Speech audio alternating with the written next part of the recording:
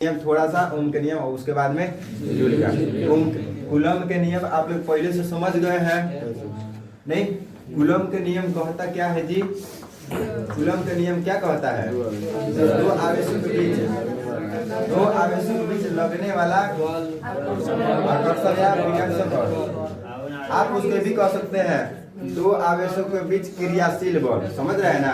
अगर कोई बोले दो आवेशों के बीच क्रियाशील बल तो भी सही है, क्योंकि जो बल है वो आकर्षण और विकर्षण क्रियाशील वही ना है। तो दो आवेशों के बीच क्रियाशील बल क्या होता है? उनके परिमाणों के गुणनफल का समानुपाती होता है, यानी F समानुपाती Q1 Q2। मान लीजिए दो आवेश है, ठीक है? एक Q1 है, एक Q2 है, ठीक है? और कितना दूरी पे है? R दूरी पे। तो कितना बल लगेगा? बल के या फिर खींचेगा या फिर दूर नहीं, आकर्षण या विकर्षण। तो जो बल लगेगा ना उसके बारे में ही बोले थे, F समानुपाती Q1 Q2। क्या बोले थे? दो आवेशों के बीच लगने वाला आकर्षण या विकर्षण बल उनके परिमाणों के गुणनफल के सीधा समानुपाती होता है। एक नंबर बात उनका था, अगले था पढ़िए, आप सबको याद है। दूसरा बोले कि तथा उनके बीच के दूरी के वर्ग का व्युत्क्रमानुपाती। बीच की दूरी कितना बा?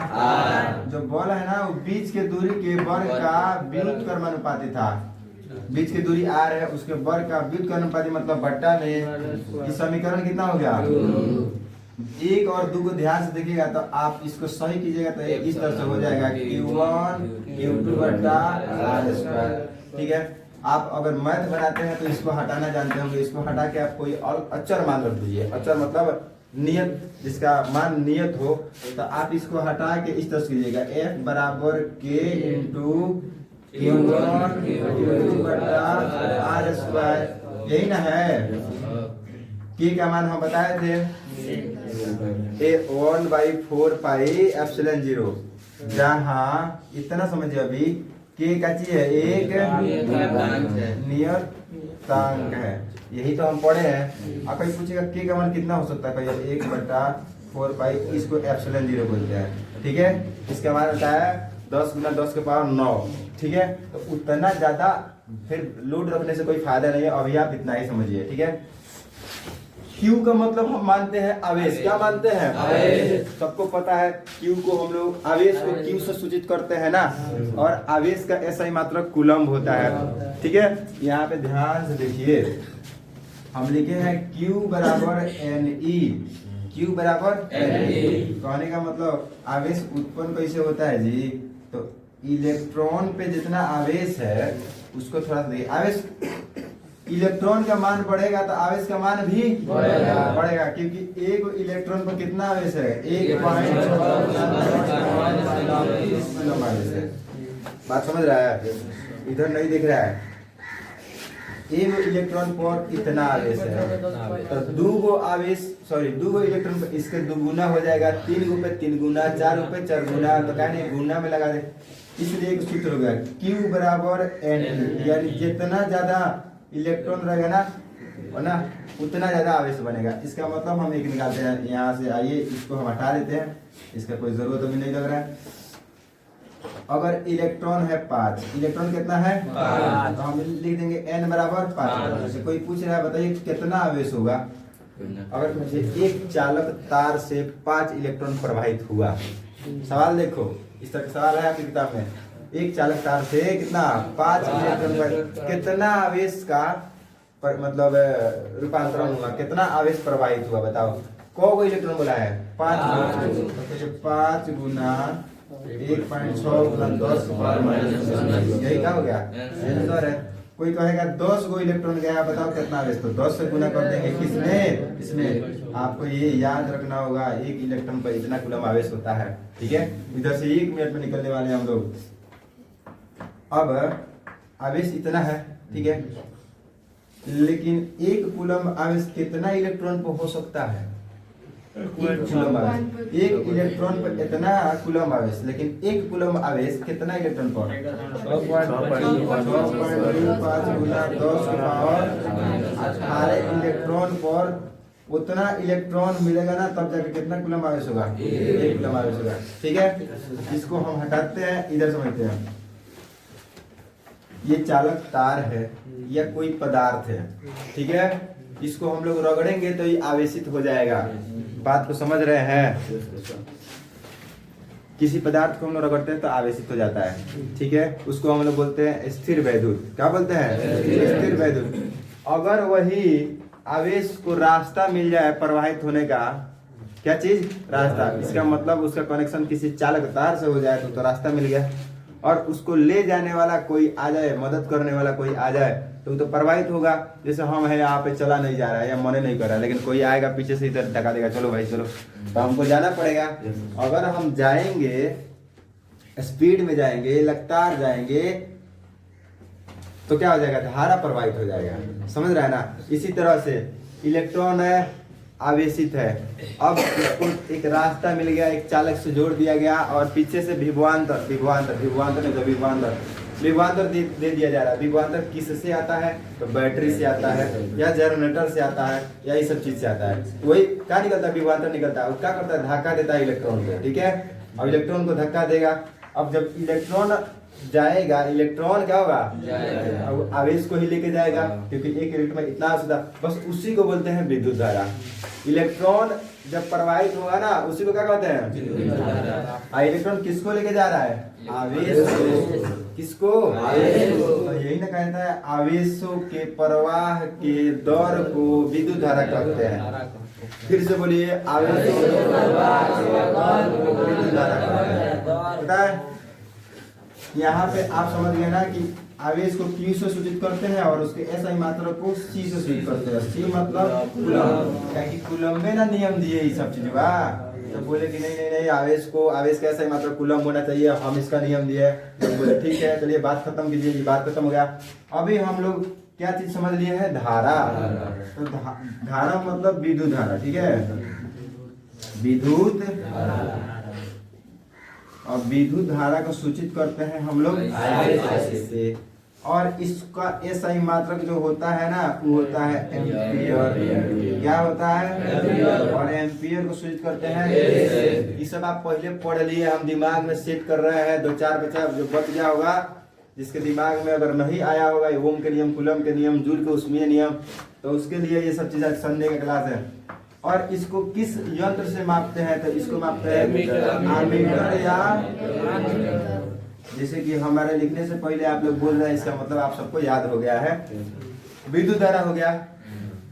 विद्युत धारा कब प्रवाहित हो? भैया विद्युत धारा है का एकमात्र नाम है, किस चीज का? कब नाम बोलिएगा कि विद्युत धारा है? जब इलेक्ट्रॉन प्रवाहित होगा तभी ना। इलेक्ट्रॉन को प्रवाहित करने के लिए कोई ना कोई चाहिए कि नहीं चाहिए? धक्का देने के कोई चाहिए कि नहीं चाहिए? तो जो आई नाम तब आएगा जब क्या होगा? भी होगा, ठीक है। भी क्या चीज? भी है तो आई है, भी नहीं है तो आई नहीं है। अगर भी मान के चलिए तार है, उसमें आप वोल्टेज को विभव दिए नहीं रहे हैं, तो इलेक्ट्रॉन लेके जाएगा? इलेक्ट्रॉन लेके नहीं जाएगा तो धारा प्रवाहित होगा? नहीं होगा। तो इम्पोर्टेंट कौन है? भी। अगर हम लोग बैटरी से जोड़ते हैं तो उसमें से क्या निकलता है? भी निकलता है, ठीक है। और इलेक्ट्रॉन को प्रवाहित करता है। इलेक्ट्रॉन पे क्या रहता है? आवेश, और आवेश का प्रवाह होता है, तो किसका निर्माण हो जाता है? आई का। यानी इसका सबसे पहले मेन कौन है? भी है। क्या है? भी। तो अब भी है तो ही आई है। यानी एक नियम बना था यहाँ पे, सबसे पहले विद्युत धारा समझ गए। अब भी है क्या? इसको समझ जाते हैं विभव। क्या चीज है? विभव। तो एकांक धनावेश को ना अनंत से किसी बिंदु तक लाने में किया गया कार्यकारी बता है विभव। और भी है काम नहीं कर रहा है, इलेक्ट्रॉन को ले नहीं जा रहा है, आवेश को ले नहीं जा रहा है, तो उसको भी बोलेंगे क्या? नहीं। वो अगर ले जा रहा है और कुछ काम कर रहा है तभी उसको क्या करेंगे? भी कहेंगे। भी मतलब विभव, और उसको सूचित करते हैं भी से। और उसका SI मात्रक होता है वोल्ट, उसको भी सूचित करते हैं भी से। इसको मापते किस चीज से है? तो वोल्ट मीटर से, वोल्ट मीटर से। कोई दिक्कत नहीं है। अब विभवांतर समझिए, तो विभव के अंतर क्या बोलते हैं? मान के चलिए यहाँ से यहाँ तक लाया है, भी एक बिंदु से इस बिंदु तक लाया है, किसको?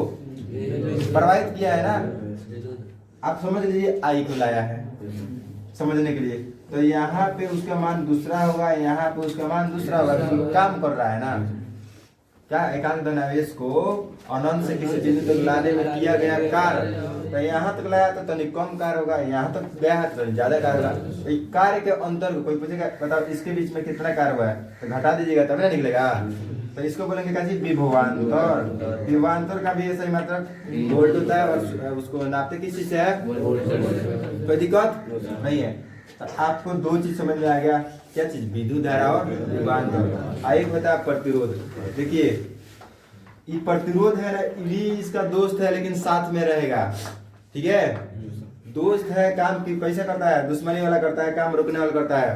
आई का निर्माण भी के कार्य द्वारा होता है, लेकिन अगर आई बनेगा तो उसके साथ साथ आर भी बनेगा, समझ रहे हैं ना। आई बनेगा तो आर, आर का मतलब आप समझ गए हैं। आर का मतलब क्या होता है जी, प्रतिरोध। ये प्रवाहित होने से रोकेगा, धारा को प्रवाहित होने से अपना हर एक नियम लगा देगा, हर एक बुद्धि लगा देगा कि नहीं इसको रुकना है। आई कब कब पावरफुल होगा, जब चालक की लंबाई बढ़ जाएगी, ज्यादा दूर तक जाना है, ये दोस्त है लेकिन इसके मन में क्या है, खोट है, तो ये कभी देखेगा पातर रास्ता तो ये बढ़ जाएगा, पावरफुल हो जाएगा। यानी तार पतला होगा तो प्रतिरोध बढ़ेगा कि घटेगा, बढ़ेगा। तार लंबा होगा तो प्रतिरोध बढ़ेगा कि घटेगा, बढ़ेगा। ताप अगर हो जाएगा, ताप मतलब अगर तार गर्म हो जाएगा तो ये बढ़ेगा कि घटेगा, बढ़ेगा। इसको बोलेगा इधर दिक्कत हो रहा है ना, गर्मी से थोड़ा सा ये हो गया है, मार के खत्म कर देंगे इसको। तो किस किस चीज पे बढ़ता है आपको पता हो गया, लंबाई पे बढ़ता है, उसके बाद में ताप पे बढ़ता है, और उसके बाद में किस चीज, क्षेत्रफल पे ही घट जाता है। जब तार मोटा होगा तो ये क्या हो जाएगा, इसका कुछ नहीं चलेगा, बोलेगा ना ना ना बहुत दिक्कत है इसको कोई। अब प्रतिरोध को हम लोग, प्रतिरोध का ऐसा ही मात्रक होता है ओम, ध्यान से समझो। इसी ओम से ओम का नियम बताएंगे, समझ रहा है ना।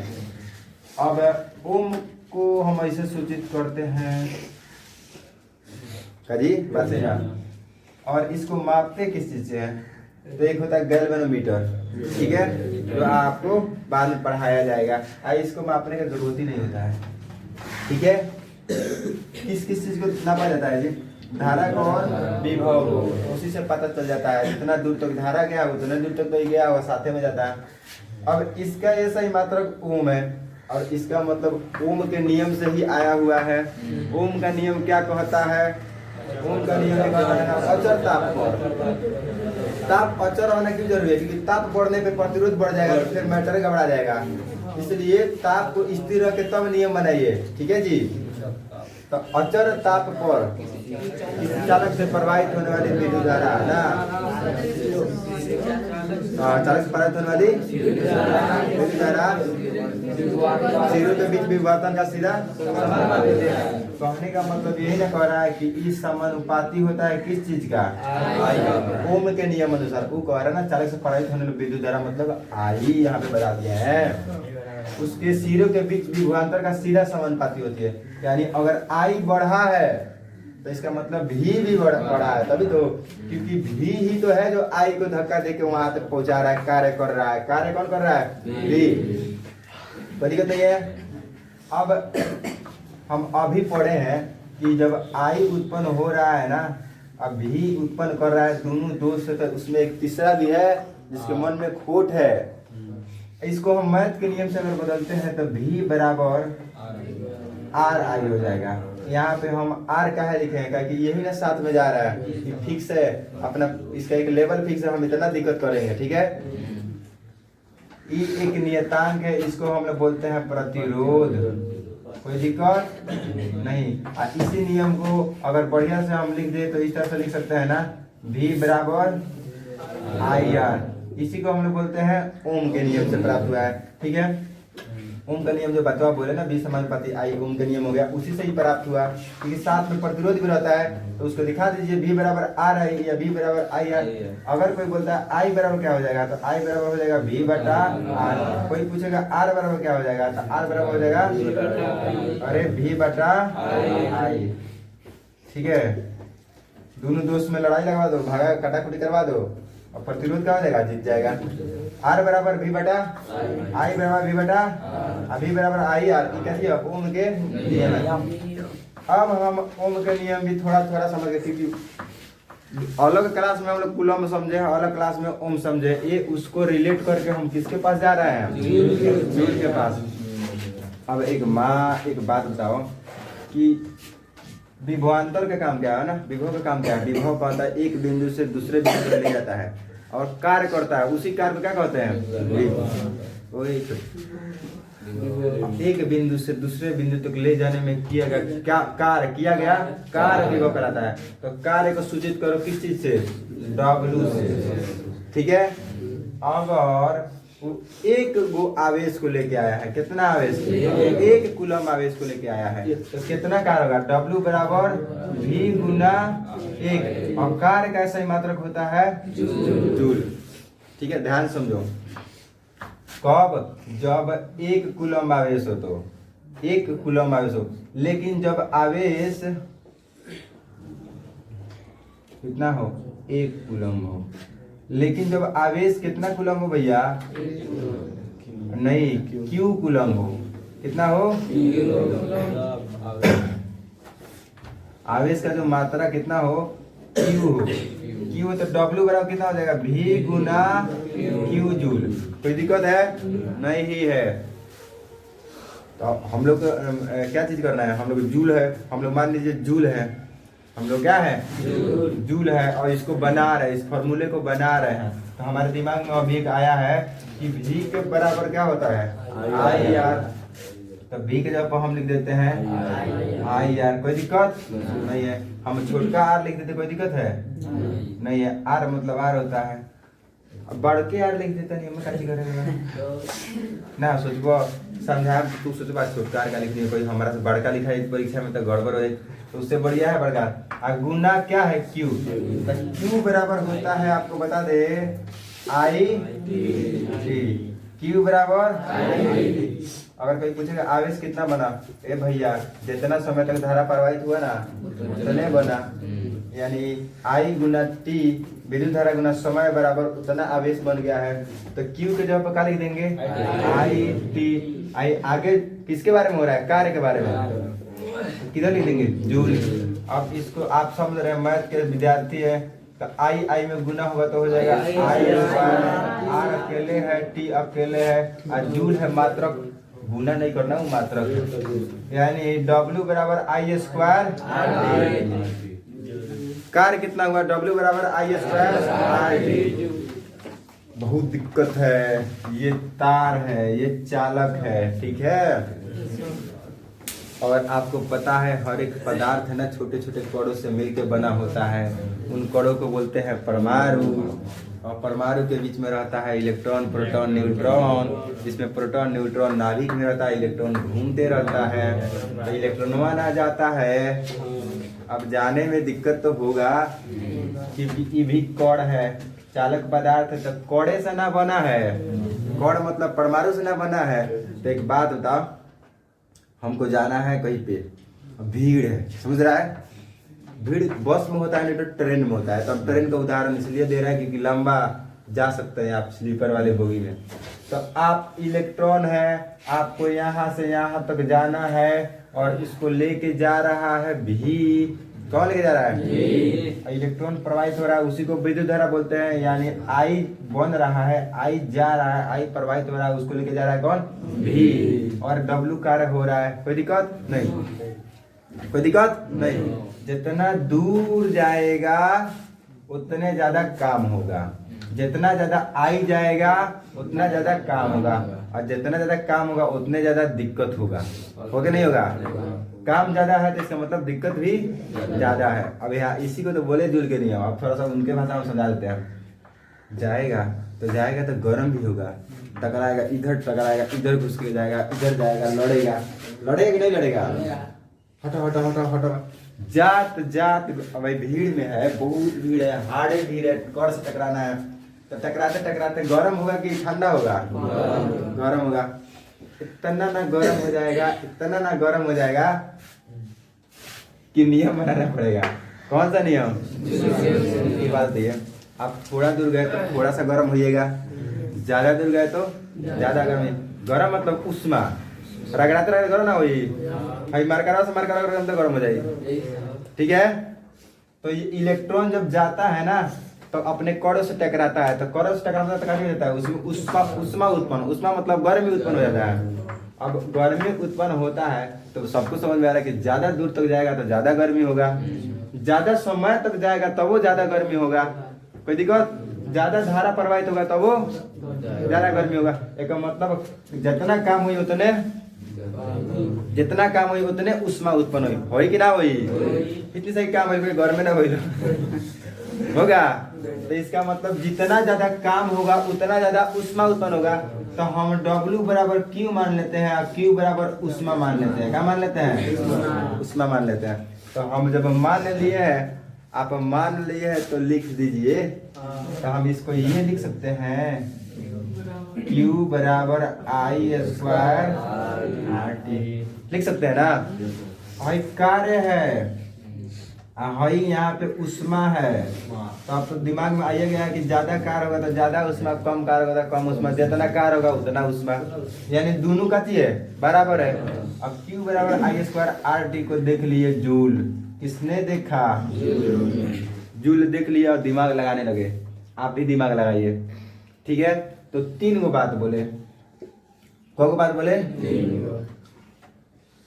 3 गो 2 गो 3 गो। पहले का क्या बोले, आपके किताब में इधर साफ साफ लिखा है, नहीं यार, आई स्क्वायर। फिर दूसरा बोले Q समानुपाती कितना है R, फिर Q समानुपाती, इस बात को हम पहले बोल दिए हैं। ध्यान दो, देखो इसका मतलब है इसके दोनों साइड वाला बढ़ेगा साथी, घटेगा साथी, ओके। कब आ रहा है उष्मा ना बने, उष्मा बढ़ेगा कब, जब विद्युत धारा बढ़ेगा, किस चीज में, स्क्वायर में। विद्युत धारा स्क्वायर में बढ़ेगा तो उष्मा भी बढ़ेगा। और उसका एक शर्त है, दोनों इसके साथ शांत रहना चाहिए, R और T कची है, शांत रहे। इसका मतलब अचर है, अचर मतलब नहीं बदले, चुपचाप स्थिर रहे, समझ रहा है ना। इसी फॉर्मूला से देखो Q बराबर I स्क्वायर, दोनों शांत रहना चाहिए। जो बोले कि चालक में प्रवाहित होने पर जो उष्मा का मान है ना, विद्युत धारा के वर्ग का सीधा समानुपाती होता है। कब, जब प्रतिरोध और समय अचर हो, फिक्स हो। फिर उसके बाद दूसरा बात बोले, ए भैया विद्युत धारा जो होता है ना, चालक में प्रवाहित होने वाली विद्युत धारा से जो उत्पन्न उष्मा है वो प्रतिरोध का सीधा समानुपाती होती है। किस चीज का, कब, तो R इधर चल गया है तो कौन का स्थिर रख पड़ी, I और P का चीज हो, अचर हो, मतलब वो नहीं बदले तब, ठीक है। फिर एक और बात बोले कि ज्यादा समय तक चलेगा तो ज्यादा उष्मा उत्पन्न होगा। कब, जब I और R अचर हो, I और R का चीज हो, अचर हो। बस यही जूल के उष्मीय नियम है, इसी नियम को ही दिए थे। क्या दिए थे, अब इस बातों को हम लिख देगा, लिख देते हैं, लाल का से लिख देते हैं। चालक में उत्पन्न उष्मा, थोड़ा सा शॉर्ट में लिखते हैं जगह को हमें। चालक में उत्पन्न उष्मा का चीज है, विद्युत धारा के वर्ग का समानुपाती होती है। सीधा ना लिखने का ये जगह नहीं है, समानुपाती होती है। कब, जब ये R और T अचर हो। उसी तरह एक और बात बोले, जो चालक में उत्पन्न जो उष्मा है वो क्या आती है, प्रतिरोध के समानुपाती है। सीधा समानुपाती भैया ना, समानुपाती होती है। कब, जब I और T अचर हो। एक और बात बोले कि जो उष्मा है ना, कौन उष्मा, उत्पन्न उष्मा, उत्पन्न मतलब जो उष्मा हो रहा है, जितना देर चली उतना ना गर्म हुई उष्मा, समय के, किस चीज के, कौन समय प्रवाहित हो रहा है उतना समय, समय का समानुपाती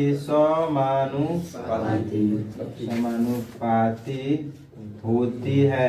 कब, जब I और R अचर हो। अब आपसे पूछेगा, फॉर्मूला याद रखिएगा, Q बराबर I स्क्वायर RT। Q समानुपाती I स्क्वायर कब होगा, जब क्या R और T नियत होगा। देखिए कौन गायब होगा मेरे, Q समानुपाती R कब, जब I T अचर हो, और Q समानुपाती T कब, जब I R अचर हो। इसमें से पारा पारी सब कुछ बढ़ेगा और दुगो अचर रहेगा। ठीक है, इसी नियम को काजी बोलेंगे, जूल के नियम। और जूल क्या चीज है जी? तो पता है जी, कार्य का ऐसे मतलब क्या है, जूल। तो कार्य के बारे में ही अध्ययन किए बेचारे। तो जूल। प्रतिरोध कैसे मात्रा का चीज है, ओम। तो ओम के नियम से ना आया है ये। ओमे ना बताया कि बढ़ तो रहा है, ये धारा के समानुपाती है विभवांतर, लेकिन उसमें साथ साथ प्रतिरोध भी है। जितना दूर तक जाएगा प्रतिरोध उतना ज्यादा बढ़ेगा। समझ रहा है ना? तो इनसे मिला किस चीज का, प्रतिरोध। कार्य के बारे में जूल, प्रतिरोध के बारे में ओम। कार्य कैसे मतलब जूल, प्रतिरोध कैसे मतलब ओम, और आवेश कैसे मतलब क्या हुआ, कूलम। ये सब अपने अपने नाम पर ऐसा ही मतलब दे दिया। समझ रहा है ना? हम भी कुछ करेंगे तब किसके नाम करेंगे, गलत। हम शुरुआत किए स्कूल सबसे पहले नरेश सर के नाम पे, गुरुजी के नाम पे। स्कूल अपना शुरू किए अब्बा के नाम पे। पता नहीं ना एमएस का मतलब, मेरे अब्बा के नाम से है। वो बात है जो बोला जाता किया जाता है ना जी। नहीं तो गुरुजी को मानते हैं, अब्बा अम्मी को मानते हैं, दिखाइए जितना होता है उतना किया जाता है। एमएस मतलब मेरा अब्बा का नाम है एमएस आलम, सर्टिफिकेट में, कंपनी में। ठीक है, तो उन्हीं के नाम पर रखा गया। और संयोग से मेरा नाम अपूज, भैया का नाम सोनू सर, तो लोग समझते हैं ये दोनों भाई के नाम पे है। ऐसा बात नहीं है। NK public school Naresh Kumar मेरे सर का नाम था, उनके नाम पर रखा गया। ये सब चीज समझ रहा है ना, वी डिफरेंट। इसको समझ गए हैं, उतारिए।